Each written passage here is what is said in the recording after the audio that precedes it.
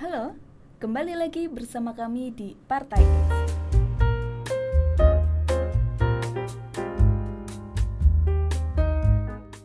Katanya reformasi tata kelola pemerintahan, tapi kok utang mulu?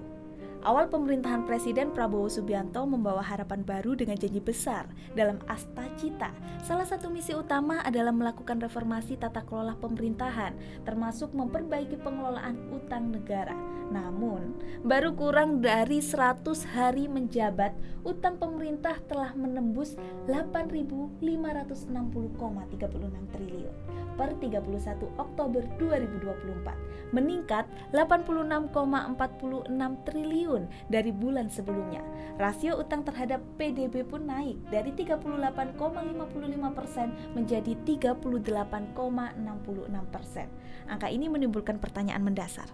Bagaimana nasib utang negara di bawah pemerintahan baru? Jika kenaikan sebesar ini terjadi dalam waktu singkat, apa yang akan terjadi dalam 5 tahun ke depan?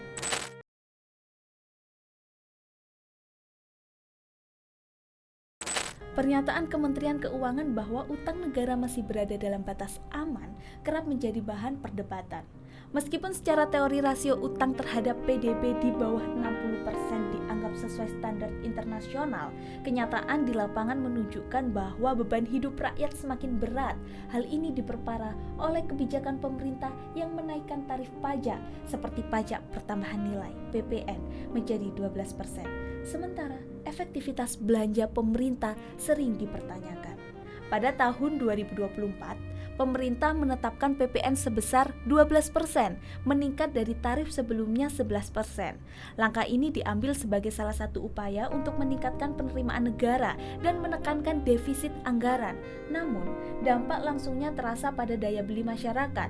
Dengan inflasi yang masih tinggi dan biaya kebutuhan pokok yang terus meningkat, kenaikan PPN memperberat beban rakyat, terutama golongan menengah ke bawah. Sebagai ilustrasi, kenaikan PPN berdampak pada harga kebutuhan sehari-hari, termasuk sembako tertentu yang semula bebas PPN tetapi kini dikenai tarif. Efek ini memperburuk situasi masyarakat yang pendapatannya belum pulih pasca pandemi.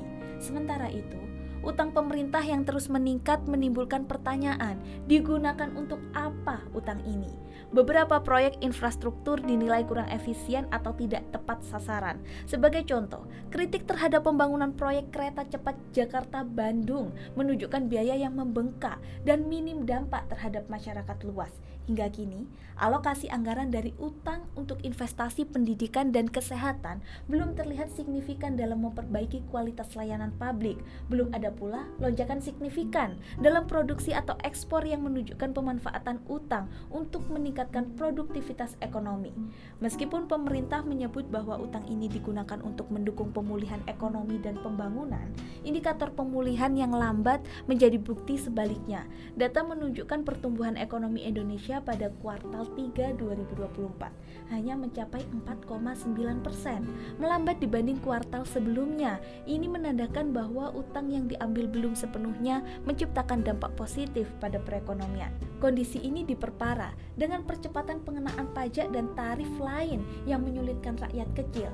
Masyarakat wajar mempertanyakan, mengapa rakyat yang harus menanggung beban sementara hasil dari utang tidak jelas terlihat dalam kehidupan sehari-hari?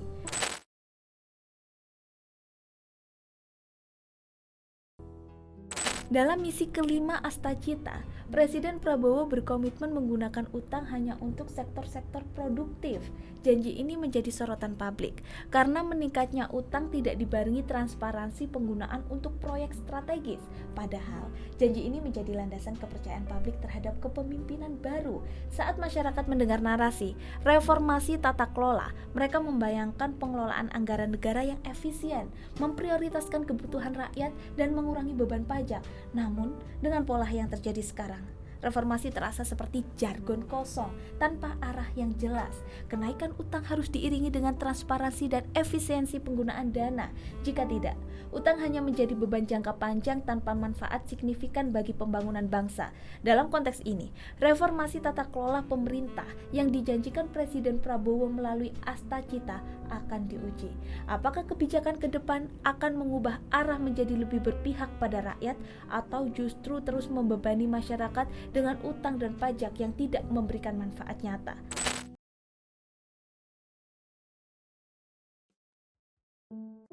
Tentu, perjalanan pemerintah ini masih panjang, namun langkah awal selalu menjadi tolak ukur kredibilitas janji. Jika Presiden Prabowo benar ingin mereformasi tata kelola pemerintahan, penggunaan utang harus berorientasi pada sektor produktif seperti infrastruktur, pendidikan, dan kesehatan. Selain itu, transparansi dalam pengelolaan anggaran menjadi kunci utama agar rakyat tahu kemana uang mereka digunakan. Sebagaimana Partai X mendefinisikan politik sebagai upaya untuk menjalankan kewenangan secara efektif, efisien, dan transparan demi kesejahteraan masyarakat. Selain itu, peningkatan utang yang tidak diimbangi dengan hasil konkret mencerminkan bagaimana konsentrasi kekuasaan dapat menyebabkan penyalahgunaan atau ketidakefisienan dalam pengambilan keputusan. Dengan pemisahan peran, fungsi pengawasan terhadap penggunaan anggaran negara akan lebih optimal. Masyarakat menunggu aksi nyata, bukan sekedar narasi. Jangan sampai utang yang diwariskan nanti menjadi beban yang menenggelamkan generasi berikutnya. Saat ini, semua mata tertuju pada pemerintah. Apakah reformasi hanya sekedar janji atau ada niat nyata untuk menjadikannya warisan berharga bagi bangsa? Itu tadi video dari kami. Jangan lupa like, comment, and subscribe. Dan kami Partai X pamit. Kami ingin satu bangsa, satu kemampuan.